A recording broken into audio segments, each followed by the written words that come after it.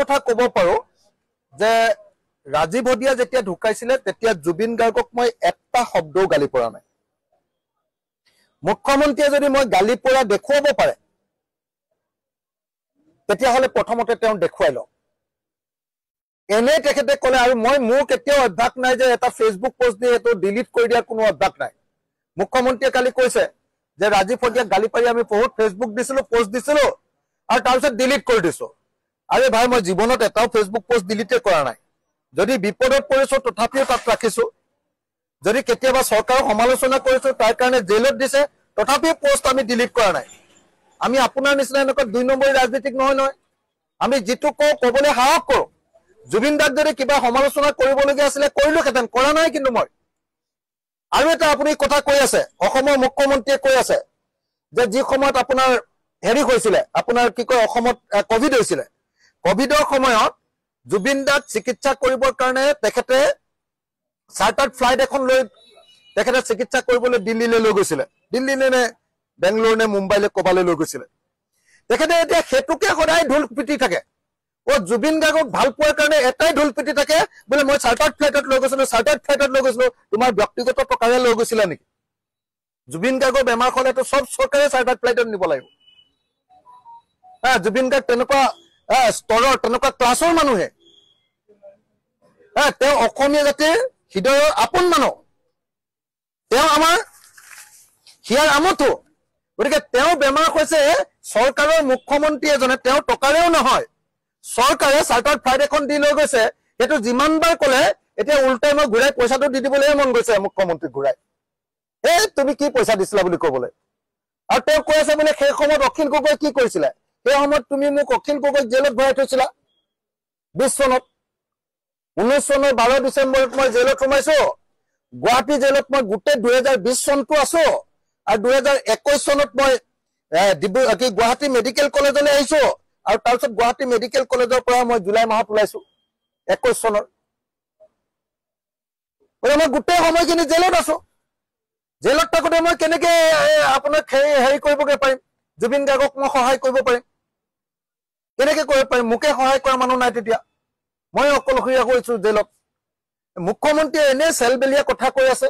আৰু আটাইতকৈ ডাঙৰ অসমৰ সমস্যাটো হ'ল এই অসমৰ মুখ্যমন্ত্ৰীজন এই মানুহটোৰ মুখখন যিদিনালৈকে নিচিলাব নহয় সেইদিনালৈকে অসমত গণ্ডগোল লাগি থাকিব মই ভাবো যে এই মুহূৰ্তত অসমৰ মানুহে কৰিবলগীয়া আটাইতকৈ ডাঙৰ কামটো হ'ল অসমৰ মুখ্যমন্ত্ৰী হিমন্ত বিশ্ব শৰ্মাৰ মুখখন বৰবেজী বুলি কওঁ আমি গাঁৱলীয়া মানুহে বৰবেজীৰে চিলাই দিব লাগিব মানুহটোৱে ফেক ফেকাই চেৰাবলীয়াৰ নিচিনা কথা কৈ গোটেই পৰিস্থিতিটো বেয়া কৰি আছে গোটেই বেয়া কৰি আছে মই সেইকাৰণে বাৰম্বাৰ কৈছো যে মুখ্যমন্ত্ৰী ডাঙৰীয়া পৰিস্থিতি বেয়া কৰা মানুহটো আপুনি অসমৰ মানুহক উত্তেজিত কৰা মানুহটো আপুনি ডায়লগ বিলাক দি নথকা হলে অসমৰ মানুহে নেভাবিলেহেঁতেন যে জুবিন গাৰ্গক ন্যায় আমি নাপাম বুলি নেভাবিলেহেঁতেন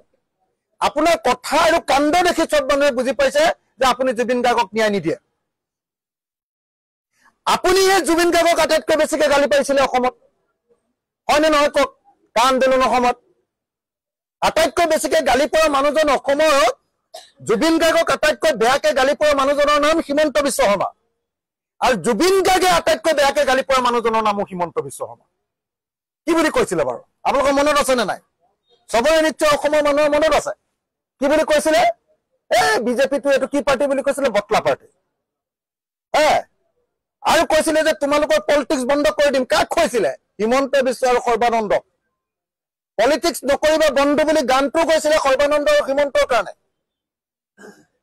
আৰু এইটো বটলা পাৰ্টি বিজেপি বটলা পাৰ্টি ইয়াক ভোট নিদিব এই পাৰ্টিটো মই একেবাৰে বন্ধ কৰি দিম এনেকে বুলি কৈছিলে কাক হিমন্ত বিশ্বৰ ওপৰত খং কৰি জুবিন দাই কৈছিলে গতিকে জুবিন দাকো অসমত আটাইতকৈ বেয়াকে কৈ থোৱা মানুহটো হিমন্ত বিশ্ব শৰ্মা আৰু জুবিন দাই অসমত আটাইতকৈ বেয়াকে কৈ থোৱা পাৰ্টিটোৰ নাম বিজেপি আৰু হিমন্ত বিশ্ব শৰ্মা আৰু সেইকাৰণে কিজানি এতিয়া জুবিন দাক ন্যায় দিব খোজা নাই হিমন্ত বিশ্ব শৰ্মাই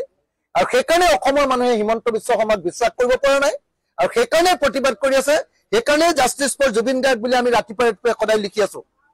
নহলে আপুনি মুখ্যমন্ত্ৰী নাথাকি বেলেগ যিকোনো মুখ্যমন্ত্ৰী থকা হলে এতিয়া এইবিলাক গণ্ডগোল নালাগিলেহেঁতেন সেইকাৰণে মই কৈছো যে আপোনাৰ মুখখন বন্ধ কৰক আপুনি চেৰাবলীয়া আপুনি চেল বেলাই থাকে আপোনাৰ গণ্ডগোলীয়া মুখখন আপুনি মুখখন বন্ধ কৰিলে অসমখন শান্তি হ'ব নহলে সদায় এনেকুৱা গণ্ডগোল লাগি থাকিব আৰু গণ্ডগোলটো সব গুৰিতে আপুনি যত কুট ঘাই আপুনি হয় ধন্যবাদ